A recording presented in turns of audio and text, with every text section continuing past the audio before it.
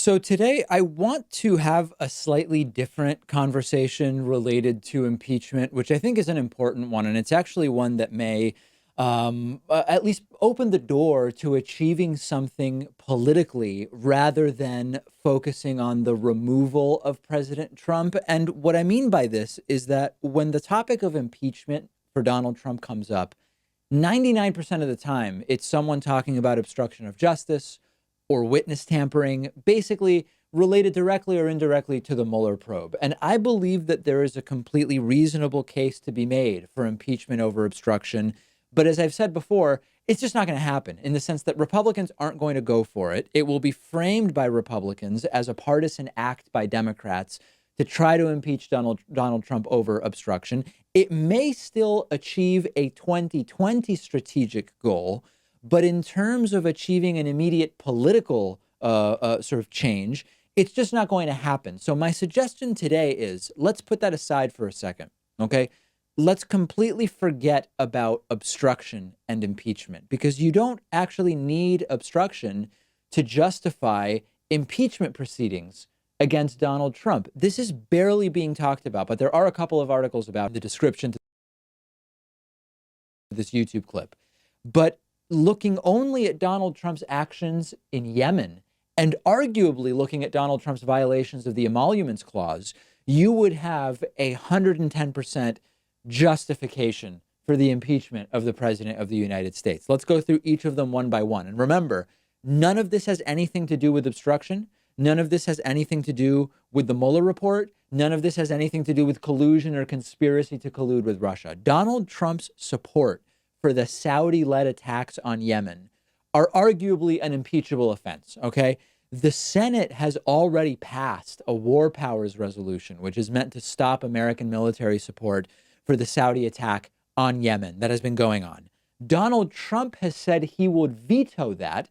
Trump will prevent us from saying, hold on a second, we're not going to fund this immoral and unconscionable war on Yemen by Saudi Arabia anymore. Trump says he would prevent us from no longer funding that. Now, there are other things that Congress could do when it comes to Yemen. Congress could override Trump's veto of that war powers resolution. Not clear that they actually have the numbers to do that and the political will to do that.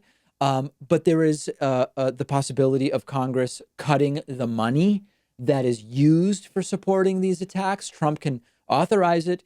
Trump can say he wants to do it. He can veto the war powers resolution, but Congress still could stop the flow of the money itself, as is Congress's constitutionally established duty. But there is a very strong case for impeachment of Donald Trump over this. Now, you might say, wait a second, David, you just said Senate Republicans aren't going to vote to remove Trump if he's impeached by the House. And that's true. But remember, to start impeachment proceedings, you don't need 2/3 of the Senate. You only need 50% plus one in the House, which Democrats have. If Democrats impeach over obstruction, that will trigger one type of reaction from Trump, and he will buckle down. It'll be super partisan. Republicans are going to have Trump's back. If Democrats instead start impeachment or even threaten to start impeachment over what is arguably military and financial support of unconstitutional participation in the Saudi war on Yemen, it's going to be less partisan. I'm not saying it won't be partisan, but there are already some Republicans who want to end American support of the Saudi war on Yemen.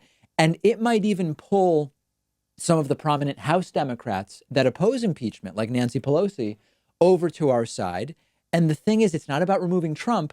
It might actually get Trump to stop supporting Saudi's war on Yemen. It would actually do something, at least potentially. The possibility of possible impeachment over Yemen might even get Trump to stop support by the U.S. military of Saudi Arabia in Yemen without needing impeachment in and of itself to even get going in earnest. And then lastly, totally separately, there's a case to be made that Donald Trump has violated the emoluments clause in multiple ways, receiving things of value from foreign nations, including endless hotel revenue from foreign leaders and diplomats who say, we're staying at Trump's hotel in Washington, D.C., specifically to curry favor with him, to ingratiate ourselves with Donald Trump, to maybe achieve some kind of favorable position from Donald Trump directly or from his administration or his Justice Department or Commerce Department or whoever else it is.